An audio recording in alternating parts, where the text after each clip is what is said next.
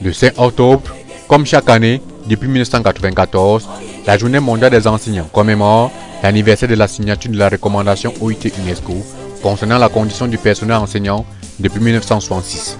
Cette année, la Journée mondiale des enseignants marque ainsi le 20e anniversaire de la recommandation de l'UNESCO concernant la condition du personnel enseignant de l'enseignement supérieur. Cette journée constitue donc pour nous un événement important pour l'ensemble de la communauté éducative. Elle offre l'occasion de mettre à l'honneur la noble profession d'enseignante. How many kinds of nouns did we see yesterday? 5 kinds of nouns. That for her? Yes, the first type.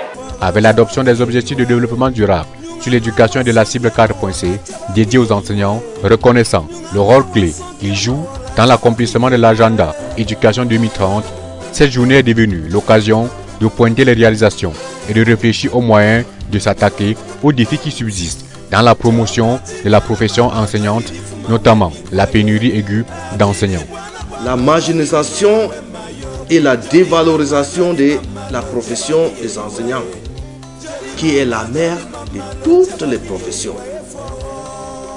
Pour cette célébration, tous les enseignants, l'ensemble du corps enseignant, étaient nés d'y participer dans la table ronde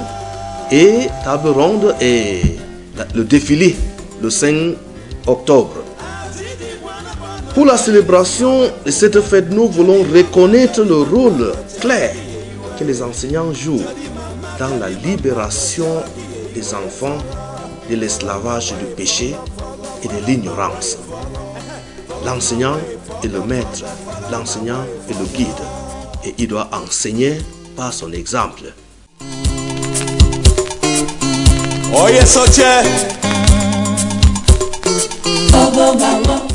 En effet, selon l'Institut de la statistique de l'UNESCO, le monde aura besoin de 69 millions d'enseignants pour parvenir à l'universalisation de l'enseignement primaire et secondaire d'ici 2030. Le droit à l'éducation de toute personne est l'un des droits de l'homme, parfois qualifié de deuxième génération, contenu dans la Déclaration universelle des droits de l'homme de 1948, article 26. Selon la Convention des droits de l'enfant, l'éducation est un droit garanti par les États, avec pour objectif d'inculquer à l'enfant le respect de ses parents, de son identité, de sa langue et de ses valeurs culturelles, ainsi que le respect des valeurs nationales du pays dans lequel il vit.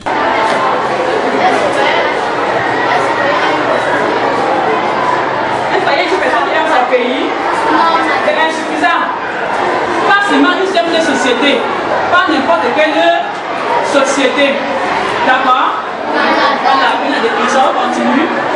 Cette année, le thème de la Journée mondiale des enseignants est évocateur. Enseigner en liberté, autonomiser les enseignants.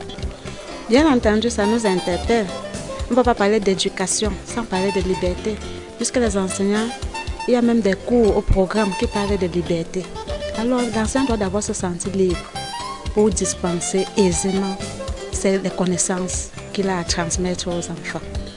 Déjà, la rémunération ne nous permet pas aussi de se sentir vraiment en liberté, comme le thème intitule. Si la rémunération est bonne, les conditions de vie seront aussi meilleures. Mais l'enseignant n'est vraiment pas rémunéré proportionnellement à la tâche qu'il a accomplie. Au Cameroun, le climat de l'été dans certaines régions ne favorise pas cette liberté académique. Le thème vraiment est bien cadré, vu les difficultés que nous avons dans notre pays, surtout dans les deux régions du sud-ouest et du nord-ouest.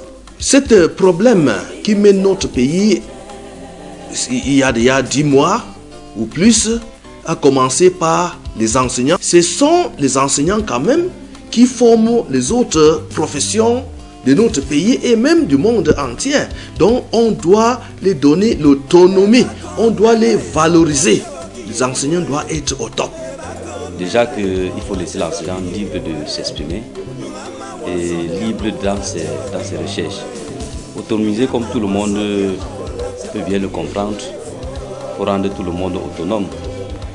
devant chaque épreuve, il faut trouver des éléments de réponse et à chaque fois, il faut rendre compte à la hiérarchie et aussi sans oublier les enfants qu'on enseigne.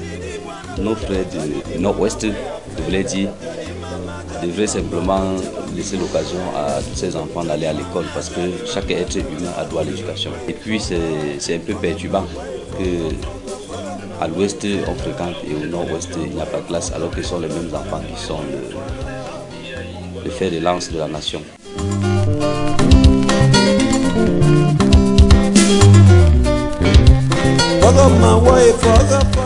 Certes, les efforts ont été faits, mais beaucoup reste encore à faire. Seul le dialogue ouvert et inclusif permet de trouver et d'apporter des solutions durables aux problèmes.